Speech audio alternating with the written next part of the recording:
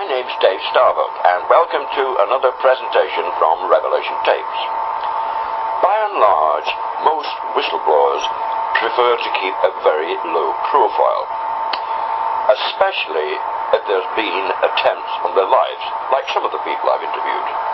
This, of course, is quite understandable. However, certain whistleblowers don't mind stepping centre stage, so to speak.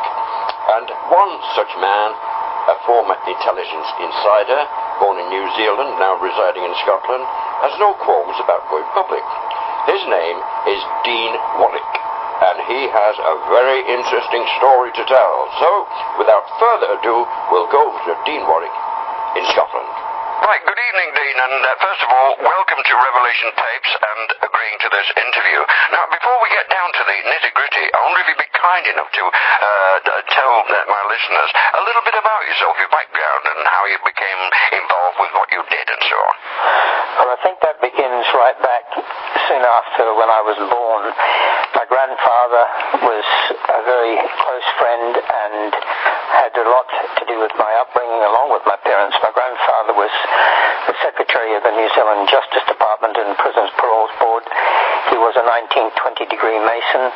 He was not keen on certain aspects of Masonry, although he admitted it had to be a part of his life.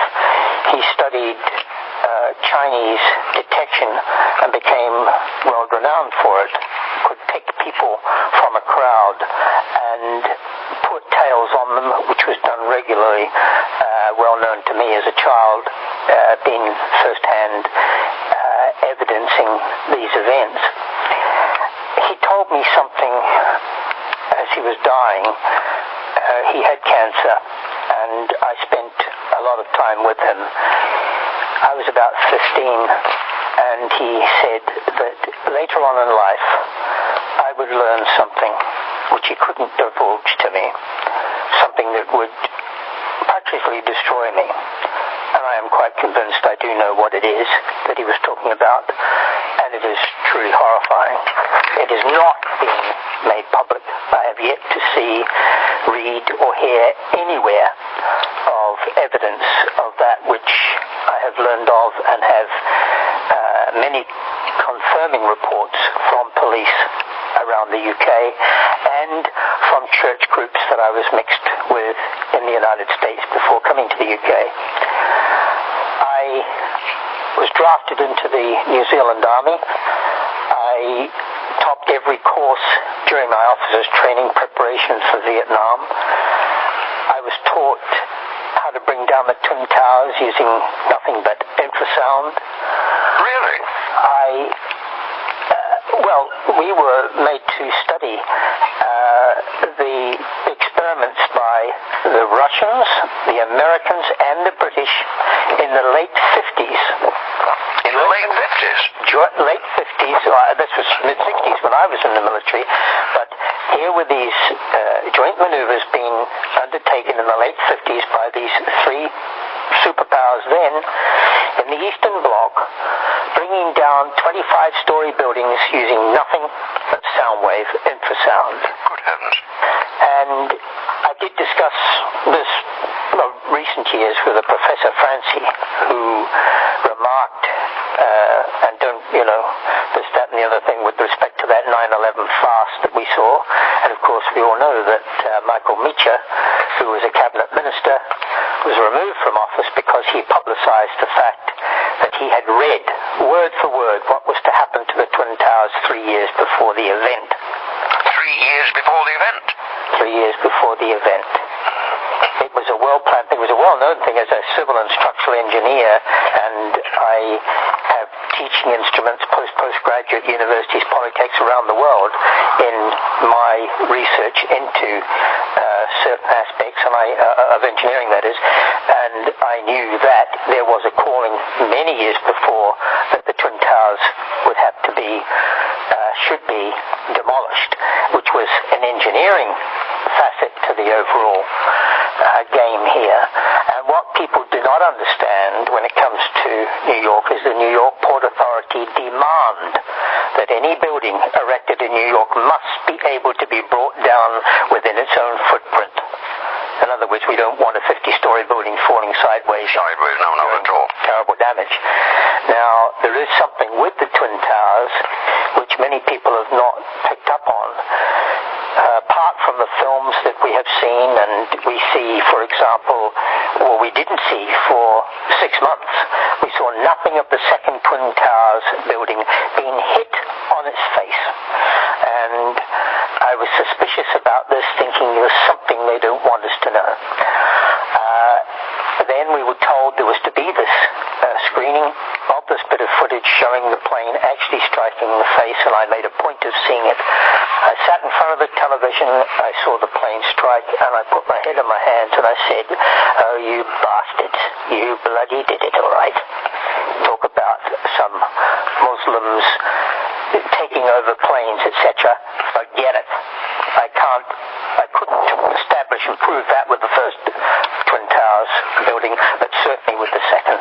And what I saw was, as the plane struck, or the hologram presentation of a plane when it was really a pod that struck, was that the actual structure, the material making up the external skin, each section weighing around 40 tons, it behaved exactly the way it should have done had it been influenced by infrasound, which is what I witnessed with the training that I was doing in the mid-60s, watching what the Brits, the Russians, and the Americans had been doing in Eastern Europe back in the late 50s.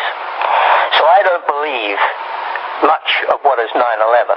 The other thing with 9/11, which very few people, well, in fact, I haven't seen anything spoken of publicly about this, but there is a building, and about 15, 20 stories up off the ground, if you get a look at it, you will see that the corner of this building, which is way distant from the Twin Towers positioning, 3 of its floors are torn apart on the corner. Now, there was no way that material from the Twin Towers could have flown out and struck that building.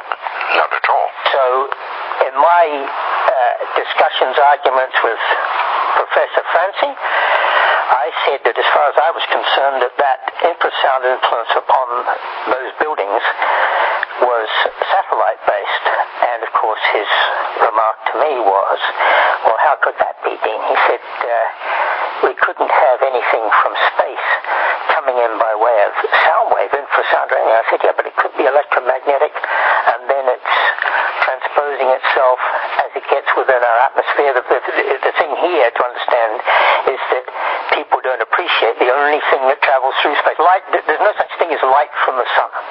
It's electromagnetic radiation. And in the event of light, for example, it's when that electromagnetic radiation enters the atmosphere of the Earth, it agitates the gas, and that is daylight. There's no such thing as light from the sun, and that's how, for example, we don't have to look at photographs and analyze them of Aldrin and Armstrong walking on the moon. We know they didn't take photographs on the moon because there's no such thing as light on the moon. We see the moon because we see a reflection of the electromagnetic field striking boulders, craters, and mountains, and comes back down into our atmosphere, where it is then lit up and becomes like going to the cinema. Anyway, with respect to the Twin Towers event, something other than conventional thinking would have to have applied, but this building is the telltale that that was not struck by debris from one of the Twin Towers, and so what influenced it to be broken apart? And the thinking for me was that it had to have been some form of infrasound that was played on a large area in which the Twin Towers occupied. And Professor Francie was quite taken with that idea, went along with it, although one hasn't ever had the opportunity of proving such. As I said, served my time in New Zealand Army. I was a crack shot with any hand weapon. I equaled top shot out of 8,500, and as such, I'm in a position to say that, irrespective of argument that's put forward, there is no way that Oswald could have cocked his rifle, shouldered it, sighted his target, and pulled the trigger in as many times as he's supposed to have fired shots at John Kennedy. I couldn't have done it. Well, he certainly couldn't have done it because I was a far better shot than Oswald.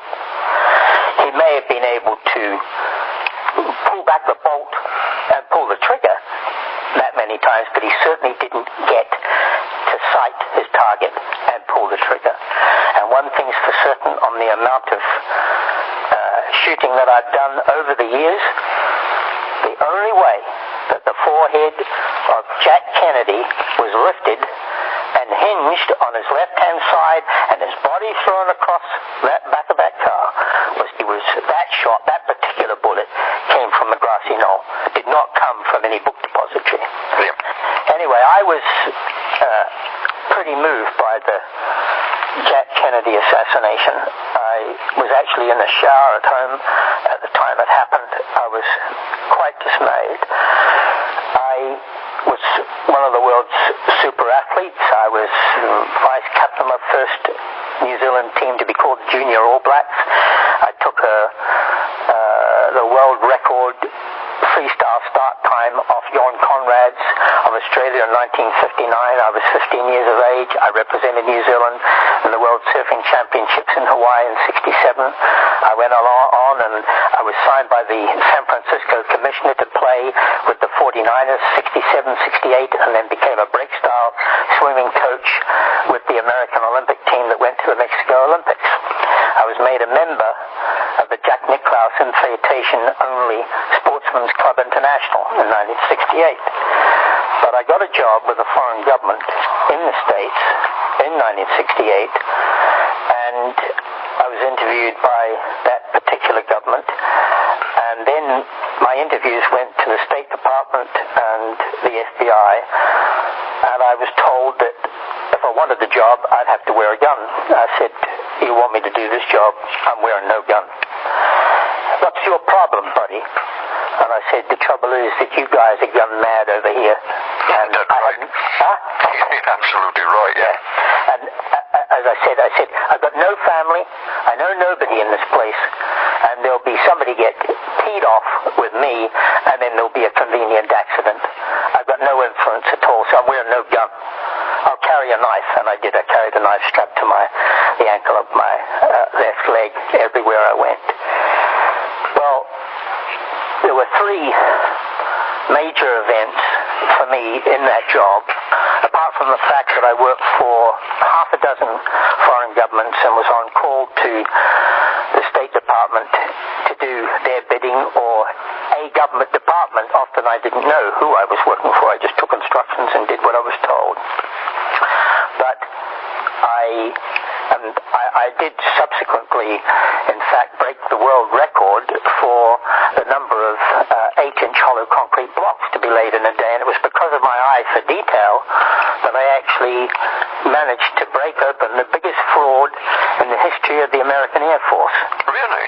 And following on that, if my boss told me to do something, I did it at the opposite of what he would set me up to do. And I went to this place, and I'm sitting in a car, and these women kept coming to the window, and of course the only person that drives a black car in Southern California has got to be government. Yeah, and the man in black. And I'm looking through this window, and I've got a very, very keen eye, and I could see right down through the back of this condominium office block, and I thought, that's funny. Those concrete blocks, you Yanks are better at laying blocks than that. There's something not right. And suddenly I clicked. I thought, hold on a minute. Is that actual block laying? Well, somebody put those blocks back in position. So I went into the office, past the receptionist, and asked to see the managers. And from there on led the scenario whereby I got the information that was required and the scam was exposed. So I got confidence from certain successes, and my boss, whose name I might say did begin with M, he was an English university don, spoke 27 languages fluently, had been a Royal Naval commander during the Second World War, raiding into Europe, and he would give me work that other people just didn't understand. I was given responsibility, and for me, the actual assassination of Bobby Kennedy begins 2 weeks before the day, which I'm not sure the date, but it was July 68. I think it was the 23rd of July Bobby was assassinated. But 2 weeks before that, I had with me a man and his wife. He was the leader designate of one of the United States' closest allies, large country. I don't want to say who. And they'd been with me. I've been responsible for them for about a week. Very, very close I got to the lady. And because I had ticked her off on the first day that I had them, and she would sit in the front seat of the car with me, and he would do his work in the back, and we'd take him where he needed to go, and then she and I would have lunch, whatever. And this final day we were together, we had gone through Disneyland, and I was supposed to leave them, and other security was to pick them up from downtown LA, maintain them, and then see them off on their private flight early the following morning. Anyway, I took them to the helicopter pad at Disneyland. He got out the car, and she got out the car, I got out the car, and I'm standing there next to this helicopter, and I'm looking at it, and she turns around, she says, "Dean, what's the matter?" I said, I don't know, something's wrong. She said, "Darling, we're not going back on this, come on, we're going back with Dean." He just flew into the car. She got in the car, I got in the car and drove off. Now, as far as I'm concerned, the thing that saved our lives that day, apart from the fact that they didn't get on that helicopter, but the thing that saved us all was that the firm's car, the black car, was in the workshop, in the garage. And one of Hollywood's most beautiful women had loaned us her car, which was a two-tone cream and green Chevy. So we weren't any obvious government connection. Yeah. I drove up Orange Boulevard away from Disneyland, got onto the on-ramp, down onto the freeway, started to accelerate, and the two of them sitting in the back this time, and she says, "Darling, oh, there's our helicopter." The helicopter lifted up, got to the top of its climb, pitched to go forward. There was a small puff of smoke underneath the helicopter in line with the axis of the rotors, and then woof! Black smoke poured out around the rotors. The helicopter turned on its nose, dived for the deck. All people, about 20-odd people on board were killed. I hit the accelerator, yelled out, "Down your targets," and took off. Cool. Yelling at me, "Dean, get me to a phone, quickly, get us to a phone." So I get up off the freeway, he's on the phone, I can hear him yelling out, "We're okay, we're all right, we're alive, we're all right, we'll call you later." Gets back in the car. I made downtown Los Angeles 32 miles faster off the freeway than I had ever done it on the freeway. Never pulled a cop. Got to the hotel where they'd been staying, and I said, "You're out, we're just getting you out of there now." Went into the hotel with him. She was in the back. I called a cop who was walking on the road and said who I was, what had happened. Look after the car, mind her, she's down low in the car, keeping her out of sight. Went into the hotel, got all their gear out, and put them in a rinky-dink downtown LA. My idea was always, got a problem, go right to the heart of it. Don't run away from it, you'll be too obvious. Get right in amongst it. And we went out to a Greasy Spoon for something to eat, and I said, "Everything is cancelled, just don't you speak to anybody, no calls.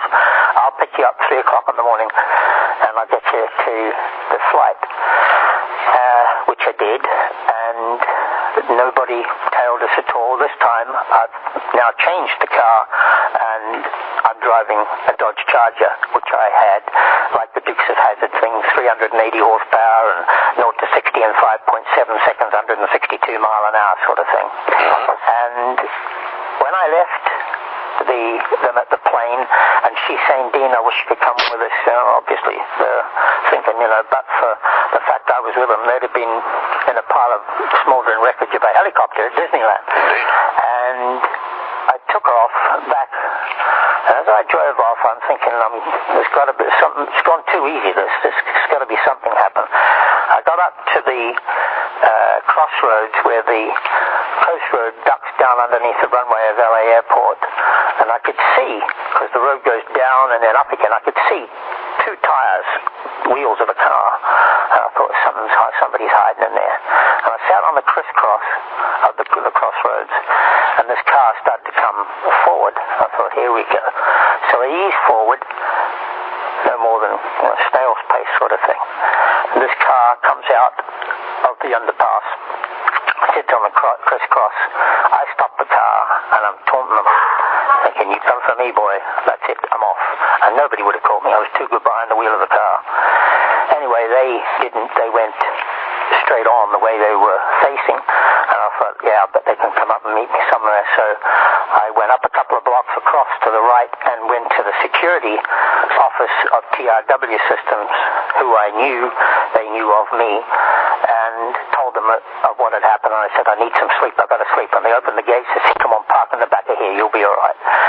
So that's 5 o'clock in the morning. I slept in the car till 7. And then I left, and I thought, no, I'm still not going downtown, going back into town. This is, anything could happen. I'm going to the beach. So I went down to Muscle Beach, which plenty of people have heard of. I parked the car up at the end of a fairly exposed piece, and I looked around down by the water's edge until 10 o'clock.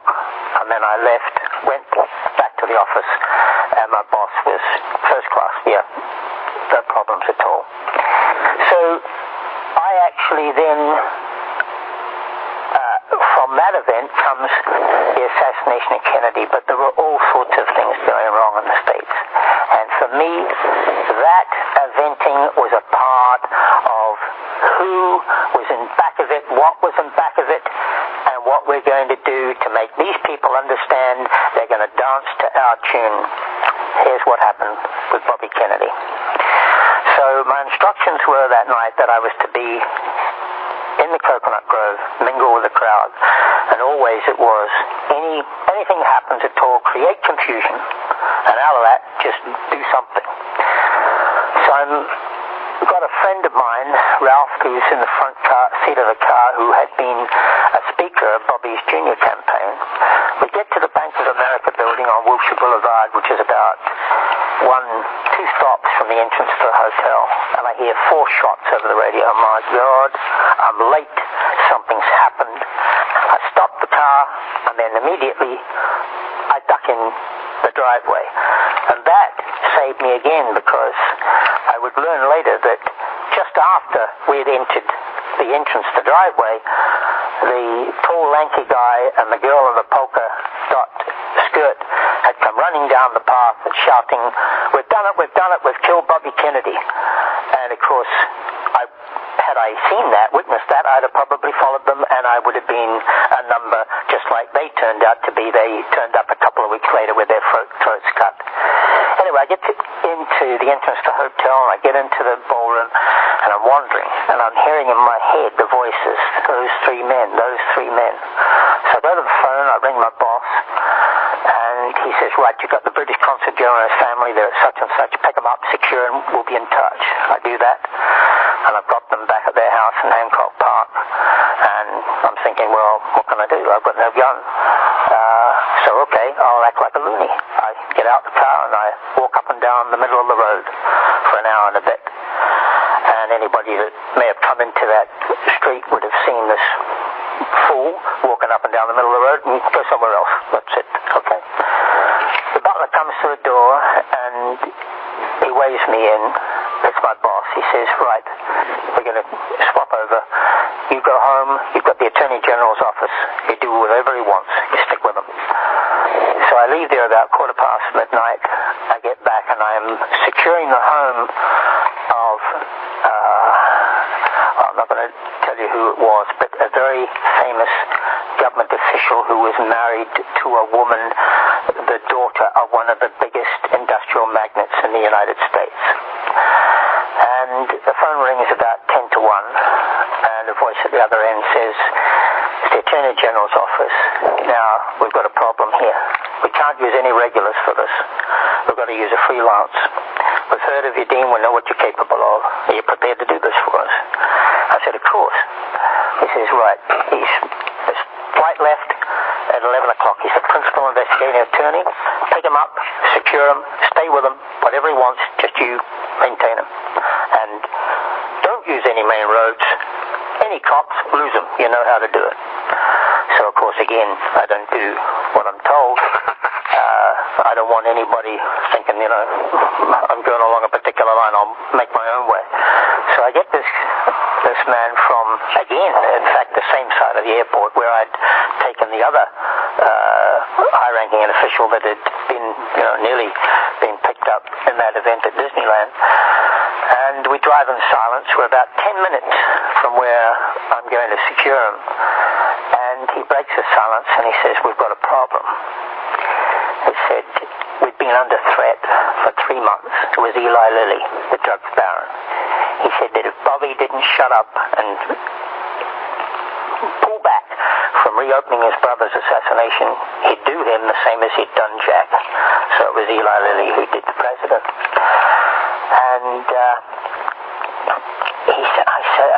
I came out with the remark. I said, "He can't." I said, "How the hell are you going to make that public?" I said, "It'd be the Third World War out there. The people, they're absolutely, they're crazy.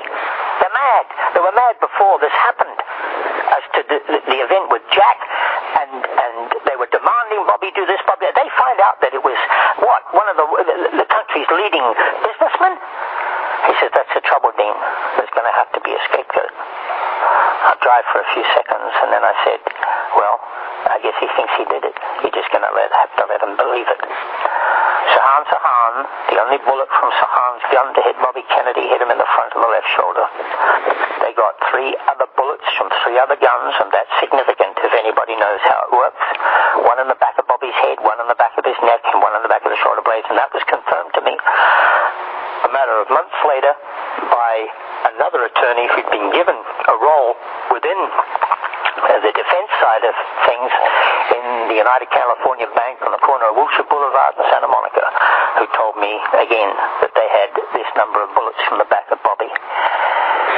So anyway, this principal investigating attorney, he says to me, "You want to know what it's about, Dean? Read the closing presidential address of Eisenhower." And I suggest everybody does, because that's where we're at. And it goes on and on and on. And now I want to come to something which is, I think I said to you when we first spoke, which has turned me for some time.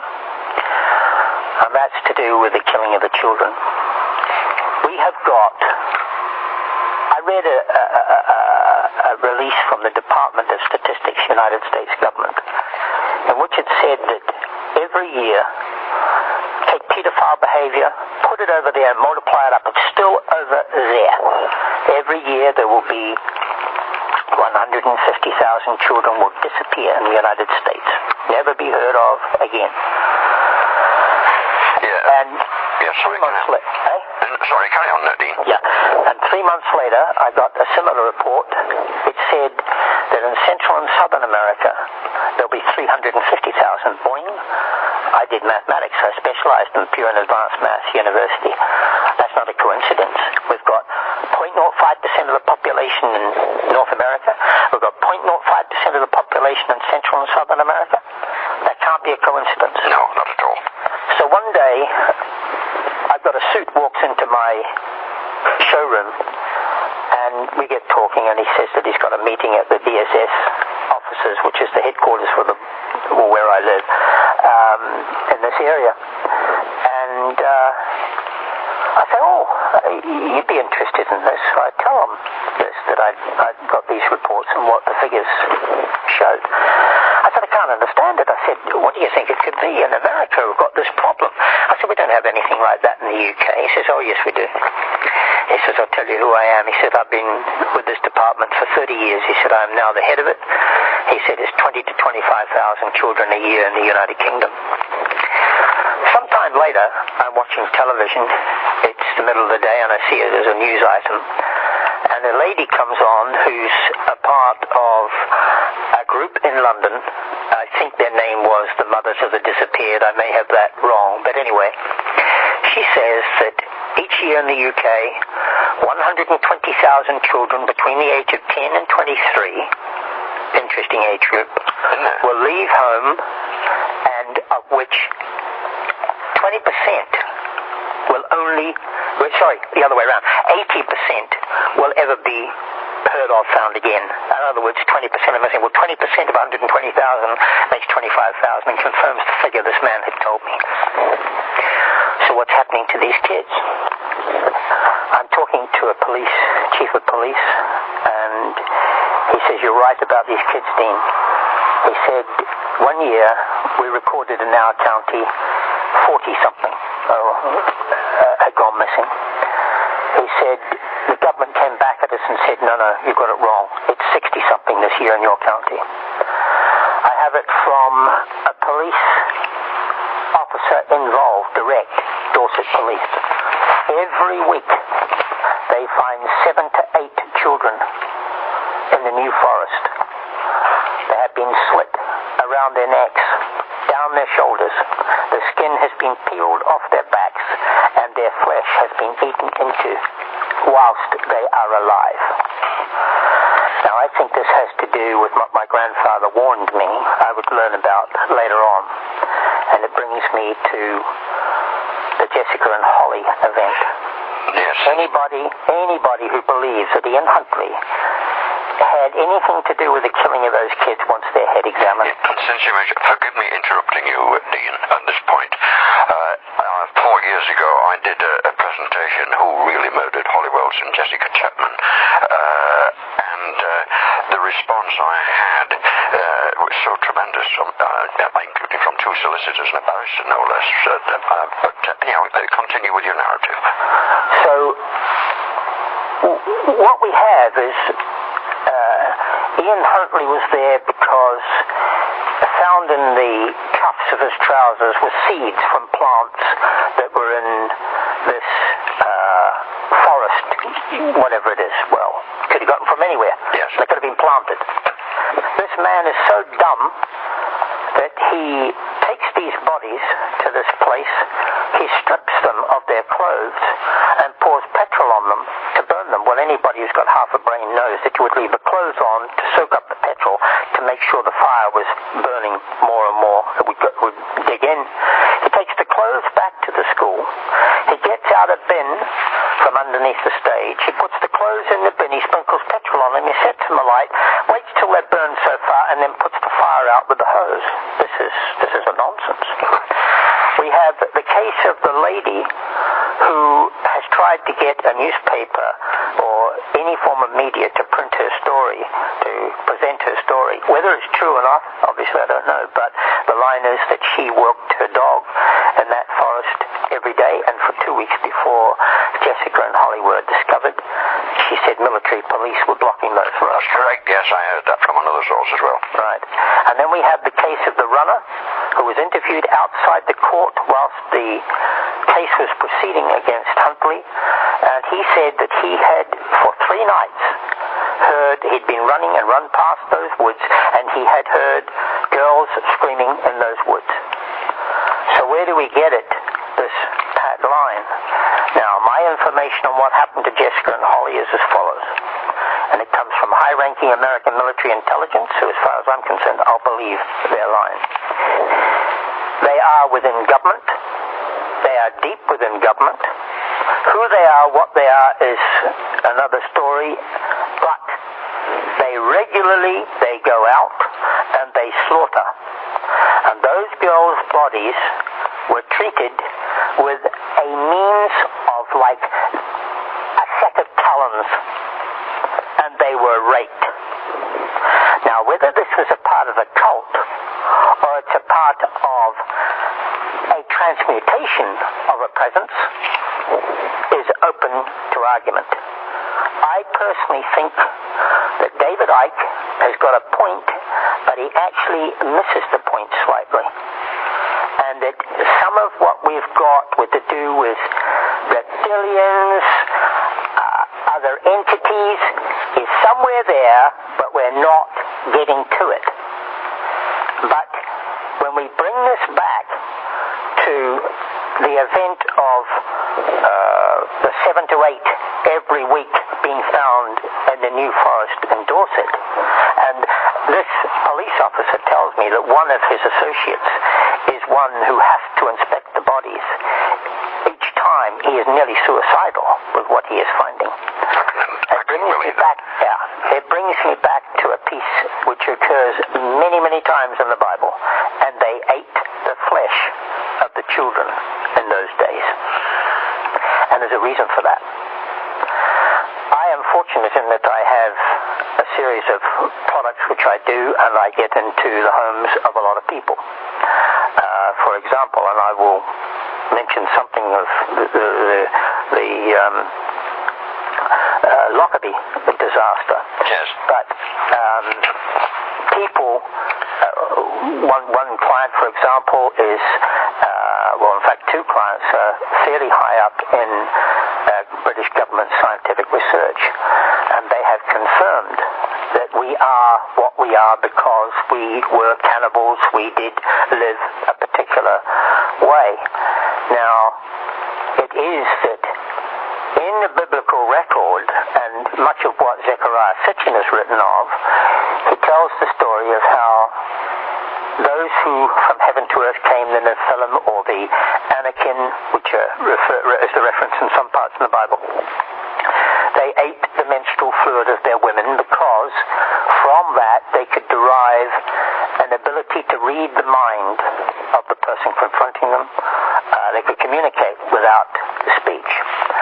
And I will go along with that, and I want to explain later a little bit of what I did at university in New Zealand. But when there comes the time for these people to leave, and there are those who have slaved after man's woman, they've come down to earth, and they've entered unto man's women, and women have begat giants, and they've died in the process of giving birth. These people were left with a problem, and that was, where did they get the ingredient to give them the abilities their women had gone? They had no ability to derive from man's women the ingredients by consuming the menstrual fluid of man's woman, but they discovered that a terrorized human, a child, whose flesh was eaten, and this I have from this prominent scientific base, and I won't say where, in the United Kingdom, that yes, that is the answer to it, Dean. That if that flesh is consumed, it is flush with the serotonin and adrenaline, and it gives the similar ingredients to allow them the ability they had of reading the mind of communication without speech. And there are so many references to it in the Bible. But the references should be taken absolutely as written. It doesn't say they ate from the bones of children. It doesn't say that they ate the skin of the children. It says, and they ate the flesh. And that means they had been skinned. It's like the reference in the Bible which is that supposedly Cain slew his brother Abel. That's not true. It doesn't say that. It says Cain ate Abel. And as a result, he was banished. Now, I can't think of anything worse than a child being terrorized to the extent that they would be and then consumed, as I have had confirmed by police sources who actually do the investigating. This may have something to do with what my grandfather had told me when I was a child, of that which I would learn later on in life. And certainly, I can't think of anything worse than the experience a child would feel, would think of when being subjected to this. Yeah. But similar to this, I publicized recently in documents that I have put out through Nexus that we have the eventing of the guillotines appearing, which is quoted Revelations 24. Thousands of them being brought into American military bases. What for? A senator stating it's a wonderful way to execute the death penalty, excuse the pun. But they don't kill 100 people a year in America. So what do they need thousands of guillotines for? The congresswoman for San Diego, who's publicly stated she's been to Japan and watched where, in the factory in Japan, where they had been making these things. Yeah, I've heard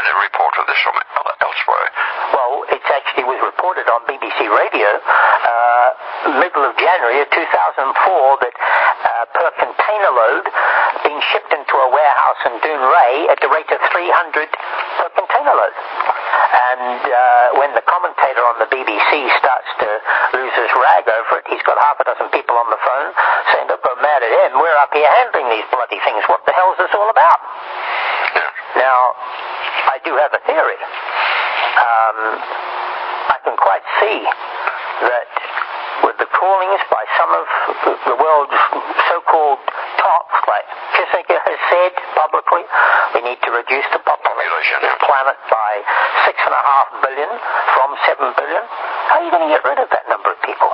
Yes, okay, we can play games with the weather, we can do all sorts of things to allow that we will have massive flooding, and there will be people will lose their lives because of global warming and the raising of sea levels, etc.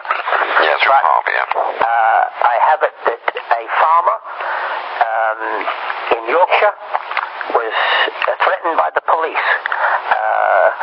Now, I have to just stop there and go back a bit, because it was Gunderson who was the biggest metals fabricator in the world in the States, and he was interviewed on television about the fact that he had this contract with the American government to supply thousands of railway boxcars, and that in each of these cars was shackles for 150 people.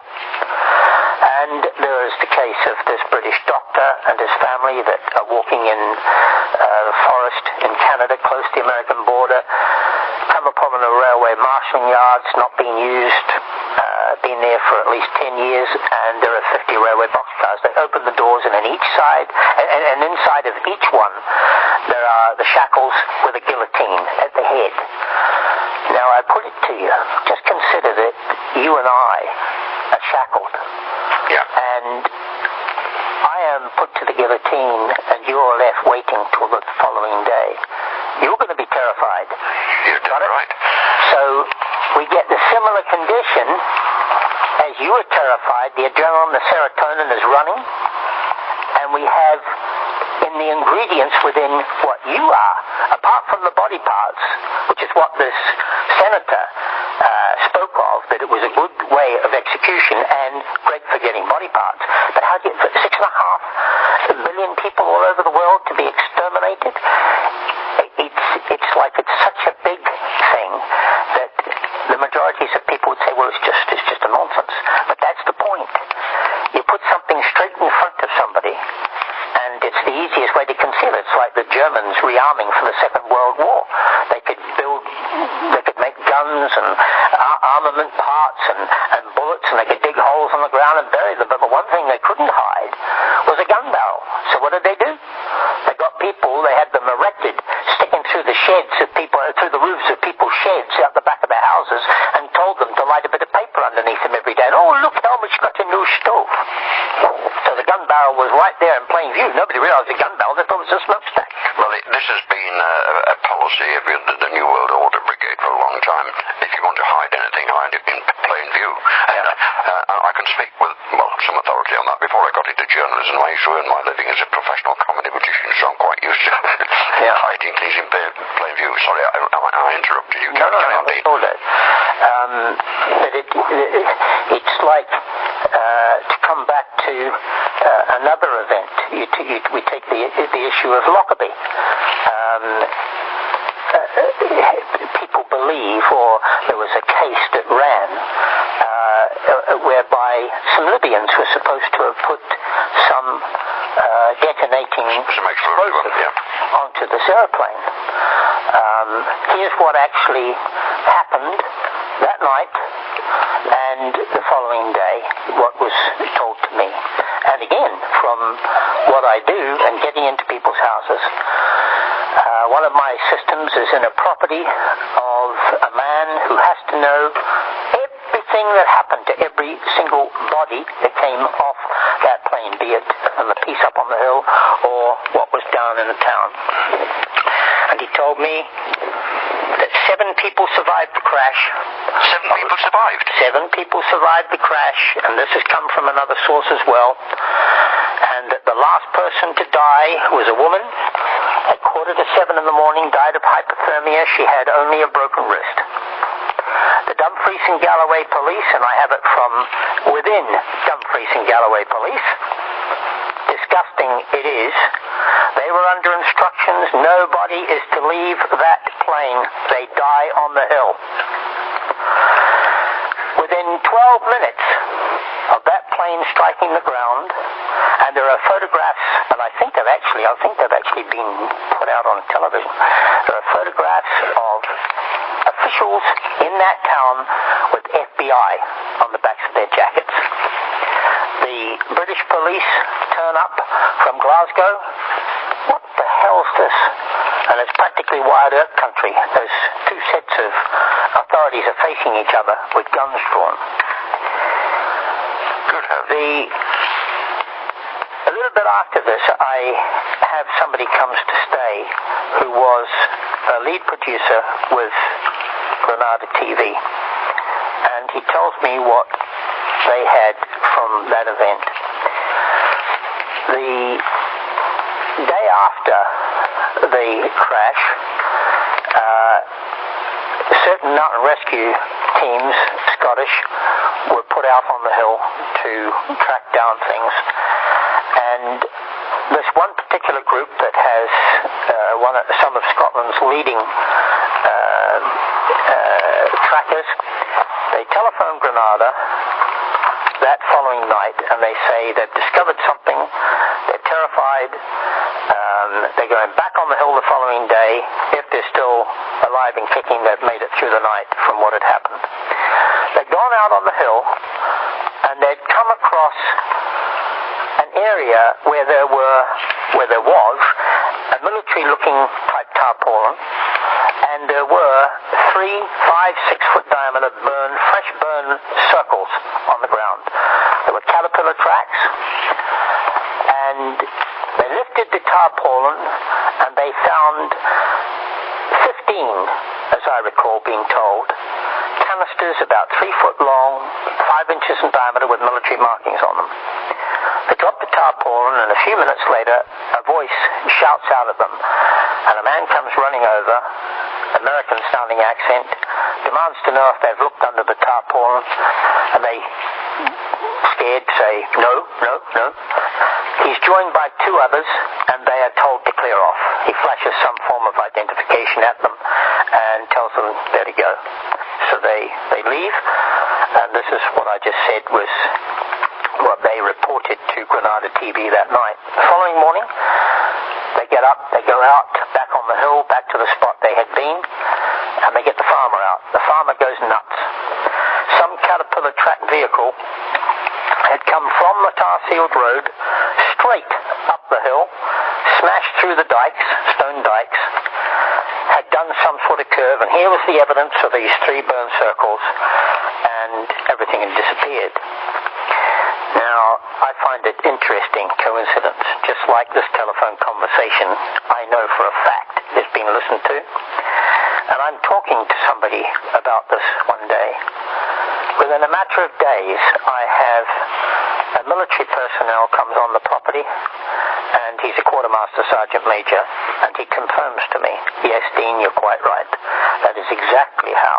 I said, when I was in the military, we always broke the bits apart. There'd be the middle section, which had all of the rocketry propellant. We had the tail section, which was the guidance, and we had the nose piece, which was the destructive power. I said, yes, you're quite right. Although he's not telling me that somebody's been listening to me, I am quite certain somebody has, and somebody's coming on the property to confirm the story. Now, the interesting thing to this is that there were 2 policemen, and they came down, I think it was the A74, and let's register, that night was a filthy night. Wind was blowing a gale, and the plane is up around 30,000 feet. These 2 policemen stopped their car and said, oh my God, there's a plane gone up. Oh, wait a minute. What did they see? I was trained in the military to do a lot of damage behind enemy lines with explosives. I didn't recall ever seeing a flame, any form of color, explosion visible from an explosive.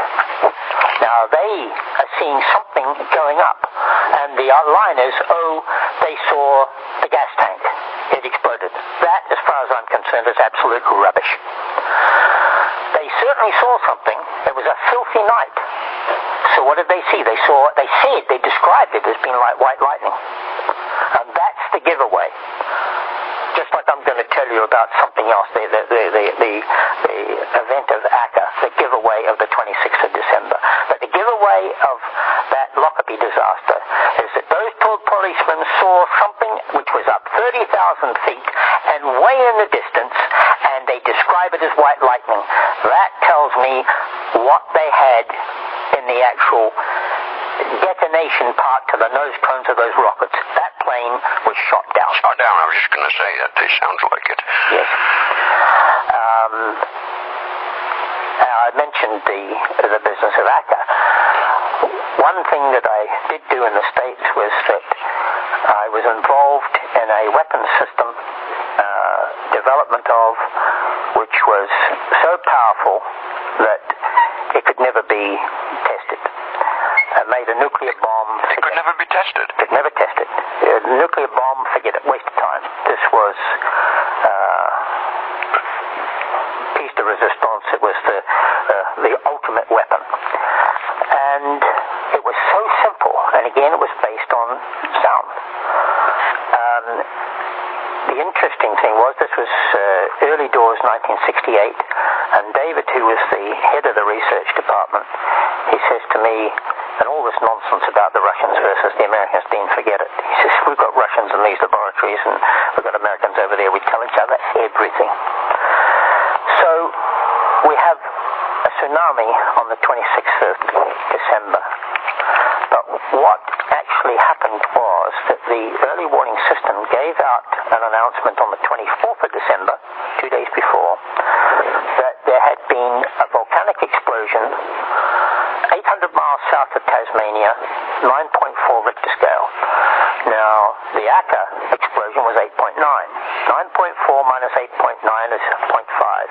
0.5 means 5 times the power. So in other words, the 24th of December was 5 times the power of the Akka explosion. My sister in the States confirmed, because when I mapped back to 800 miles south of Tasmania, we've got a measurement.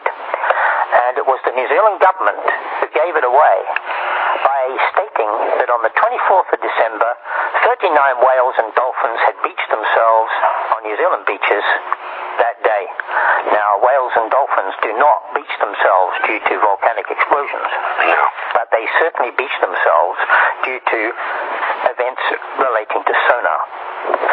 My sister said that you can with many of these events, you can go to a Department of Geology Department, a Department of Volcanology, anybody who reads a seismograph machine, and they will tell you certain things, and you know, that's kosher, that ain't.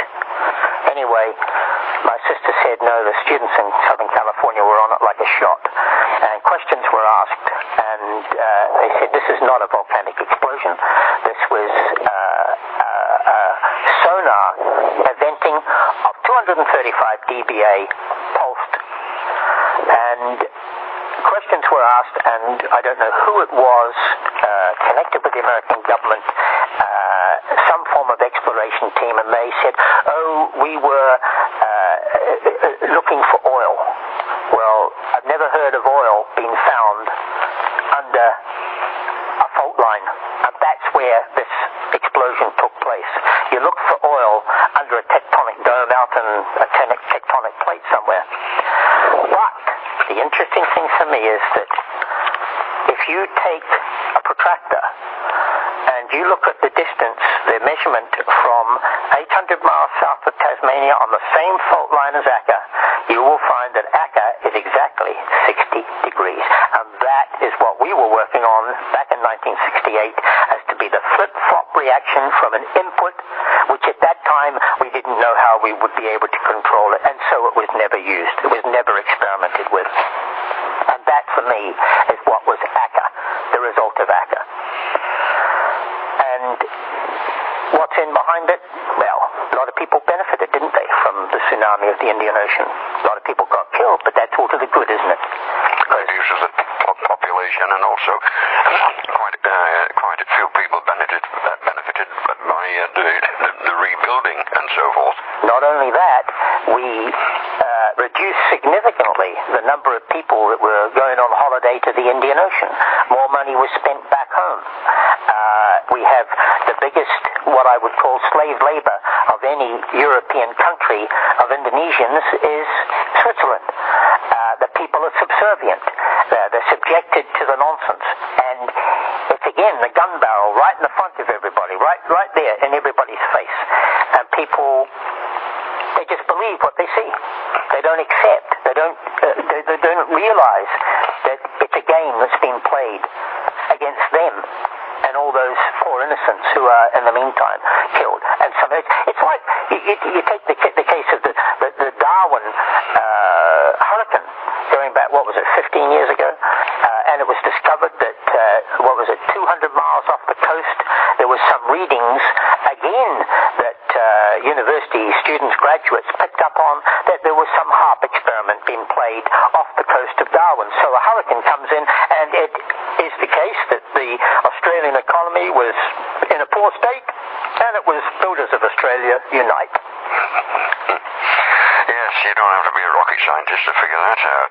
Now, Dean, I wonder if you'd be kind enough to say a few words. I've heard quite a few reports on the underground bases, underground cities, and so forth. Well, the underground side of things that I know of was that what we were brought up, we were taught in schools in New Zealand. I'm 64 years of age, so I'm talking over 50 years ago when I was 10. And New Zealand had a very close relationship with the former Soviet states, and we got a lot of information from them, and we were taught in school that, I can't remember if it was 47 or 48, but Eisenhower, who was the head of the armed forces in the United States still at that stage, he had heard of something which was going on in the area of Dulce, New Mexico. He ordered in the troops. He lost 350 men in the battles that took place. He lost 350 men? He lost 350 of his troops, and he said, nuke the bastards. The people of Dulce, New Mexico were emptied from their homes during the night. My doggy mother said, don't worry about your dog, ma'am, get in that damn truck. And they were taken out of town. Interestingly, at just after 5 a.m., and this, for me, relates back to an admission made by the head of Thermonuclear Physics, Department of Scientific and Industrial Research, New Zealand, who was on television in the UK and let slip something about nuclear explosions. You never heard from him again.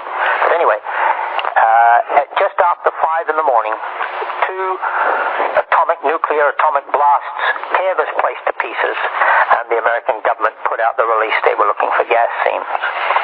Now, this is just farce. But as to what goes on underground is anybody's guess unless you've been a part of it. Now, I was fortunate that I didn't become a part of it, although I nearly did. Because of what I had done in the United States, I was offered a job. I was approached by the head of department at UCLA and offered the possibility of a place with a group called International World Game. And they were based in Denver, Colorado. I, subsequent to that, found out, and particularly from Alexander Christopher's book, Pandora's Box, of what goes on underground and what has been reported to go on underground there. And anybody who's interested in that should look up the internet site on New World Order and recognize what has been done by the Masons, what has been spent, the amount of money it must have cost them, I would have thought $250,000 to build what they've done. And as you go round this gallery attached to the New World Order International Airport, Denver, you come to the last piece where it says it's apologizing to the children. It shows, it depicts the most horrific means of killing of children. all around this gallery, this library, which the Masons built. And it says, one day you will be set free. On the floor, it has a mosaic depiction of evolution of a type of man. And anybody who's followed it, studied it, knows we didn't come out of any ape. We developed along beside ape. We don't have the same, there's something wrong with our back, with the base of our spines, which do not relate to ape.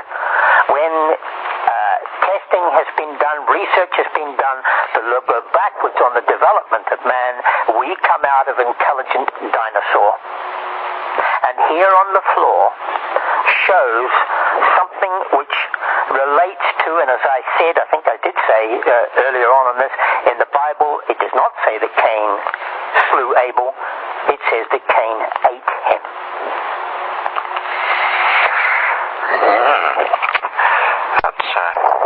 That is quite something.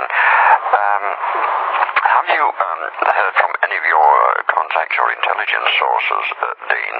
Because I've had reports, various people I've interviewed, on bases as big as cities that are up to 4 miles underground. We mentioned Dulce. Another one of my correspondents, he was a former MI6 man, and he said that they have these in various parts of Europe and in the UK, especially under Leganese and Mildenhall.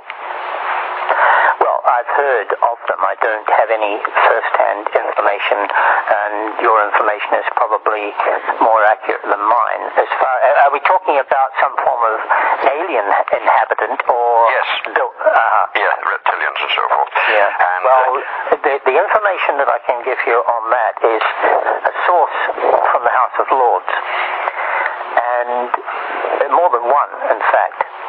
And that is that the House of Lords, the House of Commons, that building, although it's built on the site of some previous principal place of history, it's actually built, according to those who see and know what's going on inside, they say it's built over the top of a nest. And they have appearances from time to time which are of non-physical entity like yourself and me, and they go along with whatever is the event with these people, these things, but it goes further than that. Sir Peter Hill Norton, the first Lord of the Admiralty, he did some years ago 7, I think, television documentaries where he was interviewed. Now, here we've got a man who's got a reputation, who's got a position. He's not likely to come out and say silly things. No. And in one of these documentaries, he tells of an experience whereby he goes to lunch with another admiral, and they're sitting down, they start to eat their meal, and one of them says, I beg your pardon, it was Peter Hill Norton. He says, so what did you think then? And the other admiral says, what do you mean? And he says, well, you know, the memo I sent you. Now, high up in the armed forces, you're not allowed to talk on telephones, internal telephones. You've got to meet face-to-face and discuss. So there's no overhearing what's going on. And the input message to begin this is carried by top-line security from one person to another person within the same building. And this other admiral says, I never got your memo from you. He says, yeah, the other day I sent you a memo, so. He says, no, I haven't had a memo from him. And Peter Hill Norton says, they both got up from the table, they went to security, and the security were adamant. Nobody matching this description of this courier had ever worked for them. And that memo disappeared. Now, it's not just be it the House of Commons, the House of Lords, and I don't have any doubt that what my information tells me of that there is something down beneath, but it's not just there. It's in many, many places. And And one of the things which brings us to, okay, things are not as what they might seem, is what I've been told of what goes on at Bantry Bay in Ireland. Now, I've been to Ireland many times, and we have, for example, over here where I live, we have chemtrails appearing quite regularly. Yes. And one has to wonder what it's about. So I go to Ireland, and I've heard that there are these events, and so I get out of bed at 6:30 one morning, and I set myself up a mattress on the drive in front of the farmhouse where I'm staying, and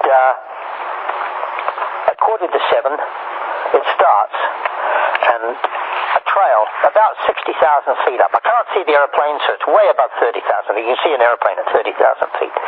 Clear blue sky, and this line starts. And then as he gets to the horizon way back behind me, you see it spitting off the side of this trail, and it's starting to white out. If you held your hand up in the air, I see another chemtrail being formed, and it's from, say, the knuckle to the end of my thumb, apart from the other one.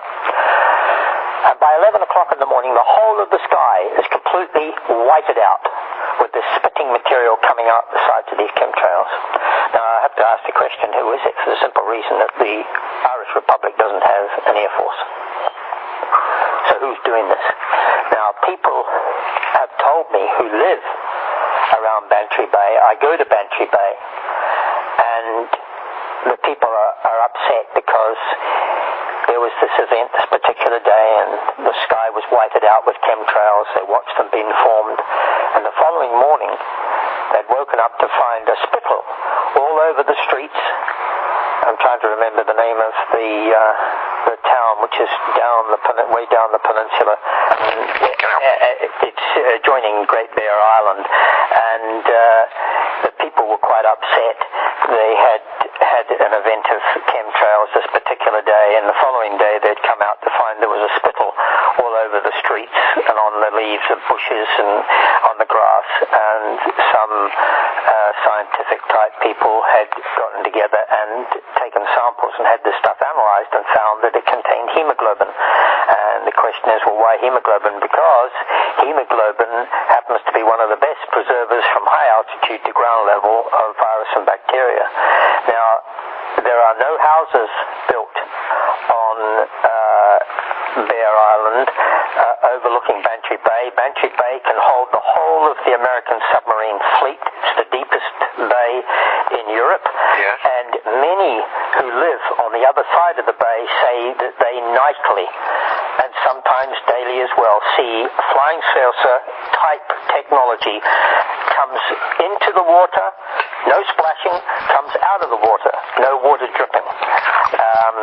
Interestingly, a supposedly retired American admiral has built a large complex at the head of the bay, and those who were involved in the construction say there was some phenomenal concrete medium communication lays were put between this building right down and out into Bantry Bay. The chemtrails, for me, I think we've got all sorts of experiment to try and send people loopy. I mean, the British government did admit a few years back, 10 years ago, I think, that they were experimenting on an area above Bath, 40 miles length, whereby they were then testing, contacting hospitals in the area to see what it was people were reporting in as having as an affliction. The same sort of thing, Clinton was on television when he was president and said that they would have to pay compensation to some of the people close to the northern Texas border because, and I remember seeing the film footage of some of these people, the faces were so deformed it wasn't true. Good heavens. Yeah, we certainly live in dangerous times, Dean. Very much. Our problem is that the people are being fed not only junk on television, not only junk in the papers, but the food is so bad. We've got preservatives, agents within the food that turns the brains. People are not registering that which they would normally do. No.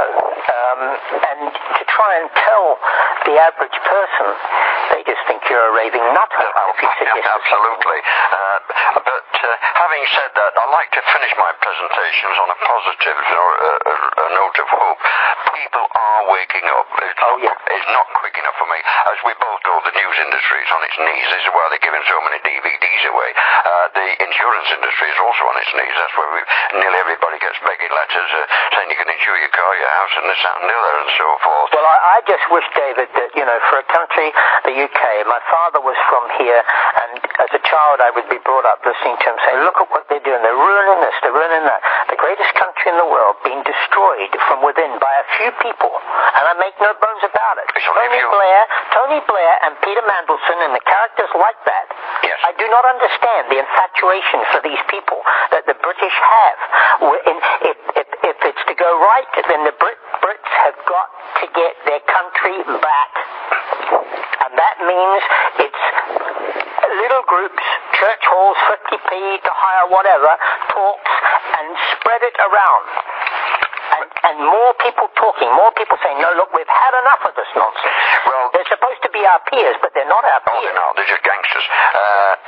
The last 10 years, this is one reason I think I mentioned on our previous discussion, one reason I do tapes. It takes years to get a book off the ground, and I view the content, it never reaches the shows anyway. So I do tapes, and I can get tapes up pretty quick. And over the years, I do have quite a following, and I am grateful to people like your good self, who I call citizen journalists. They investigate themselves, they find the truth, and they're willing to speak, and I put it on tape and CD, and the information gets out. There's no copyright on any of my material. They're free to copy and pass on to their friends, and well, the more the better, as far as absolutely. Well, this has been a most informative discussion, Dean, and I would like to thank you for your kindness and cooperation in joining Revelation Tapes, and keep up the good work and keep banging the drum. Thanks a lot.